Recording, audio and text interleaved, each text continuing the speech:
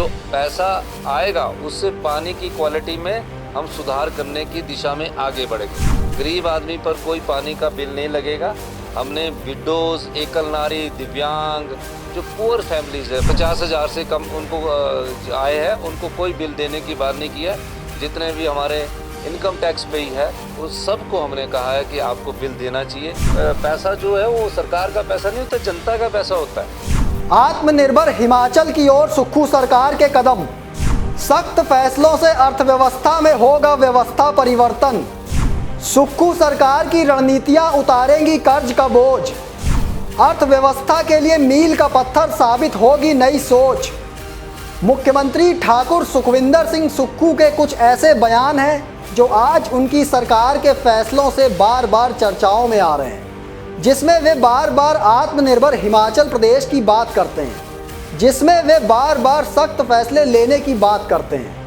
जाहिर है मुख्यमंत्री के बयानों में उनकी नई सोच झलकती है और उस सोच को उनकी सरकार लगातार धरातल पर उतारती दिख भी रही है। जी हाँ, नमस्कार, मैं हूँ आपके साथ बालकृष्ण और आप देख रहे हैं समाचार फर्स्ट टू द पॉइंट। आज हम बात करने जा रहे हैं सुक्खू सरकार के उन सख्त फैसलों की जो भविष्य में हिमाचल प्रदेश की अर्थव्यवस्था के लिए मील का पत्थर साबित हो सकते हैं। सरकार के दावों के अनुसार ये वो फैसले हैं जो लगातार हिमाचल प्रदेश के भविष्य और आर्थिक स्थिति को देखते हुए लिए जा रहे हैं। हर कोई जानता है कि हिमाचल प्रदेश पर कर्ज का बोझ बढ़ता जा रहा है। वैसे देखा जाए तो कर्ज हर प्रदेश लेता है और हर प्रदेश के ऊपर कर्ज चढ़ता चला जाता है।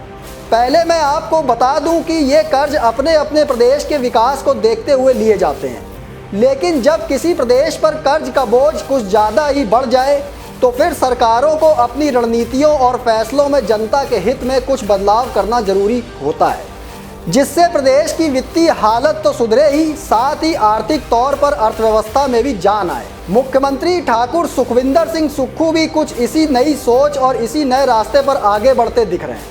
ऐसा इसलिए क्योंकि लगातार उनकी सरकार के फैसले जनता को चौंका रहे हैं। मतलब कहीं खुशी तो कहीं गम वाली परिस्थितियों में भी सुक्खू सरकार जनता के हित के दावे करते हुए फैसले लेती दिख रही है।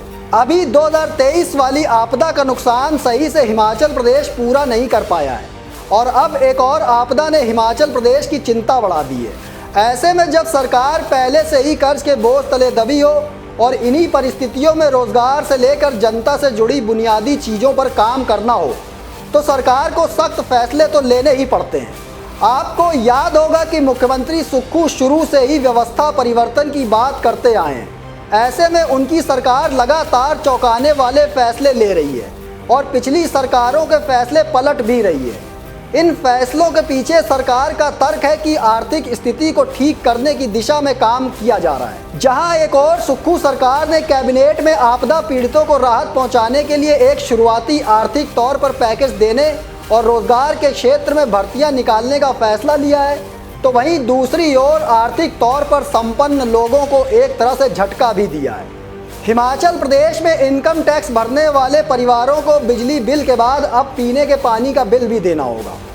सुक्खू कैबिनेट में फैसला लिया गया है कि ग्रामीण इलाकों में पीने के पानी के कनेक्शन पर अब पैसे देने होंगे। सरकार कनेक्शन पर 100 रुपये हर महीने चार्ज लेगी। हालांकि ग्रामीण क्षेत्रों में 50,000 रुपये सालाना आय या इससे कम आय वालों को ये चार्ज नहीं देना होगा। कैबिनेट मंत्री हर्षवर्धन चौहान ने साफ किया है कि गरीब जनता और कम आय वाले परिवारों पर इसका कोई प्रभाव नहीं पड़ेगा।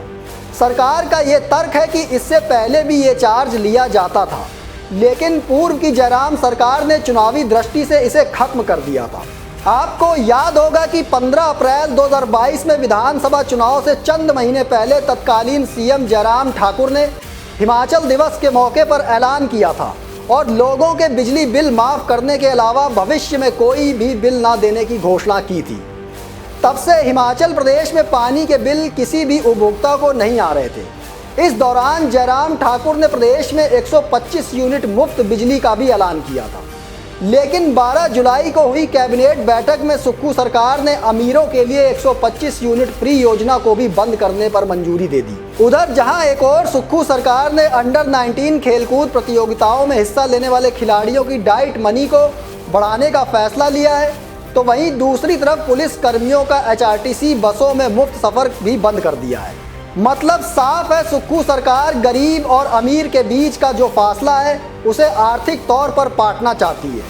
मुख्यमंत्री सुक्खू का साफ तौर पर कहना है कि जो साधन संपन्न लोग हैं और जो बिल या टैक्स दे सकते हैं, उन्हें बिल देने में कोई परेशानी होने वाली नहीं है। इस फैसले को इस तरह से भी देखा जा रहा है कि हिमाचल प्रदेश के लाखों सरकारी कर्मचारियों को सुक्खू सरकार ने ओल्ड पेंशन स्कीम का तोहफा भी दिया था।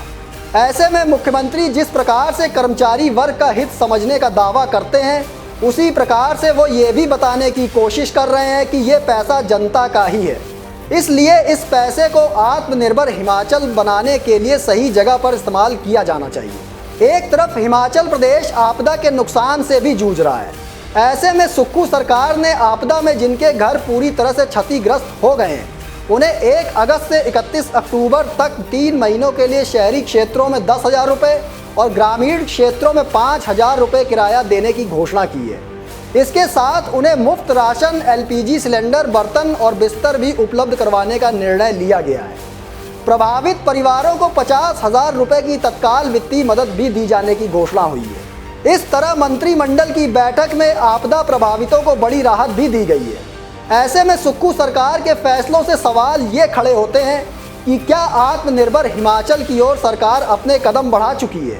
क्या सख्त फैसलों से अर्थव्यवस्था में होगा व्यवस्था परिवर्तन?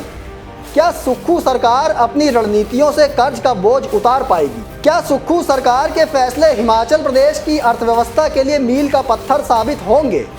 दोस्तों, इस रिपोर्ट को लेकर कमेंट कर अपनी राय देना ना भूलिएगा। फिलहाल मुझे दीजिए इजाज़त, फिर मिलेंगे एक और स्पेशल रिपोर्ट लेकर।